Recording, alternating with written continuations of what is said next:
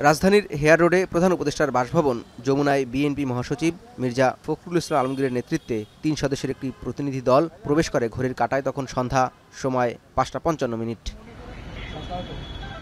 ৪ দিন আগেই যখন জুলাই সনদে সই হয় আর যাকে বলা হচ্ছিল ফেব্রুয়ারিতে জাতীয় নির্বাচনের প্রবেশের প্রধানতম দরজা, এরপরও বিএনপি নেতাদের বক্তব্য বিবৃতিতে নির্বাচন নিয়ে শঙ্কার বিষয়টি প্রকাশ পেতে থাকে। প্রধান উপদেষ্টার সাথে আজকের এই বৈঠকেও তাই আলোচনার শীর্ষে ছিল ত্রয়োদশ জাতীয় সংসদ নির্বাচন। ঘণ্টাব্যাপী বৈঠক শেষে গণমাধ্যমে নিজেদের বক্তব্য তুলে ধরেন প্রতিনিধি দলের নেতৃত্ব দেয়া মির্জা ফখরুল ইসলাম আলমগীর। বলেন, সরকারকে তত্ত্বাবধায়ক সরকারের ভূমিকায় যেতে হবে। সরকারকে এখন কেয়ারটেকার গভর্নমেন্টের আদলে নিতে হবে, অর্থাৎ কেয়ারটেকার গভর্নমেন্টের বলতে আমরা যা বুঝাই, অর্থাৎ তত্ত্বাবধায়ক সরকার, সেই ভূমিকায় তাদেরকে যেতে হবে।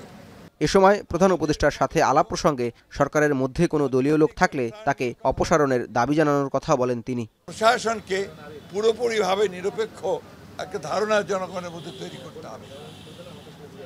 বিশেষ করে সেক্রেটারিয়েটে যারা এখনো আছেন, যাদেরকে চিহ্নিত ফ্যাসিস্টদের দোসর বলা হয়, তাদেরকে সরিয়ে সেখানে নিরপেক্ষ কর্মকর্তা দেওয়ার জন্য আমরা বলেছি যে প্রশাসনেও, জেলা প্রশাসন বিশেষ করে, সেখানেও একইভাবে ব্যবস্থা গ্রহণ করতে হবে।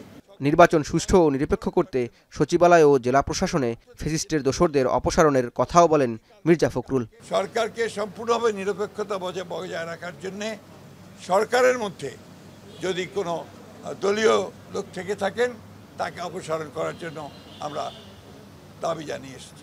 বৈঠকে বিএনপিকে প্রধান উপদেষ্টা বলেন, নির্বাচন একটি যুদ্ধক্ষেত্র, এখানে যিনি শান্তি শৃঙ্খলা বজায় রাখতে পারবেন সেরকম যোদ্ধাকেই বেছে নিবে সরকার।